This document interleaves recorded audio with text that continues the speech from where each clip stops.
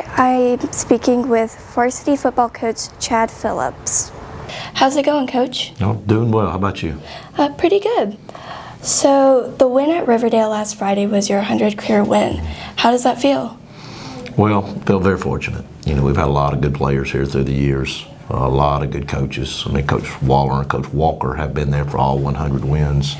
Coach Smitty's been here for 12 years. Coach Cooper's been here for 9 years. And football is one of the things that takes a family to have a lot of success. And we've got a lot of administrative support with Miss Tony, Mr. Leonard, Coach Mike Davis, Mr. Ratliff, whoever's been our AD has been very supportive. Our parents have raised millions of dollars to build that stadium, to build that field house. And it takes everything to be put in place to have success in football. And just feel very fortunate to be part of it. Yeah. So who or what inspired you to become a coach? Actually, my stepdad was a football coach, and my mom was a PE teacher. So I grew up in a gym, and I grew up in a school bus and on a football field, and I played a long time. And it's just, I think football is the greatest game in the world to teach life skills that kids don't get in a classroom. They learn to be resilient, they learn resolve, and they learn to be relentless in their pursuit to success. Yeah. So what's the role of a coach beyond winning games? Well, I think a coach, if you're a real coach, it's a lifetime commitment. We have players that are 40 years old, that come to the locker room, that come to the games, and actually there's a couple ex-players on our coaching staff. And when you call yourself a coach, it's not when the school year's over. It's something that lasts a lifetime. And I've talked to players that I coached 30 years ago, and their kids are in high school and even older, and it's pretty neat. And if you do it right, you're building a relationship that lasts a lifetime. Yeah. So who were your mentors besides your stepdad and your mom? Well, my first job was at Cartersville High School, and Mike Earwood hired me out of college. And coincidentally enough, Mike Earwood was the first football coach at this school.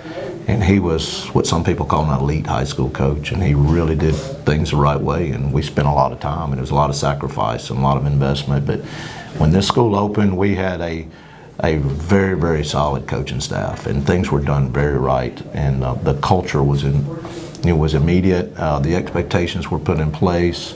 The boosters and the administrative team at the school everybody was on board to do things the right way. And as a result, things were established right. And it's not easy, but it's easier to keep things going versus having to tear it down, rebuild it, and start over.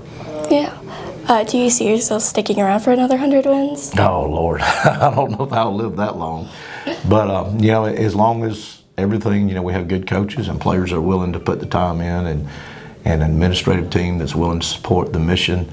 My vision, again, is always to teach life skills, because, you've got to learn accountability, you've got to learn self-discipline, and you've got to learn to work hard. And, everybody's a victim nowadays, but, I think our players have learned the value of hard work, and it's going to put them in a position to be successful throughout life. So that's one of the things that drives me.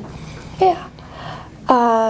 So are you using this week's game to get ready for Whitewater's game next week? Well, we really never look ahead, but we are, we're doing some things that will get us ready for both North Clayton and Whitewater. And I'll just leave it at that. We're at practice. We're tag teaming, preparing for North Clayton, but in hindsight, it's probably doing some things that's going to help us for the Whitewater game. Yeah.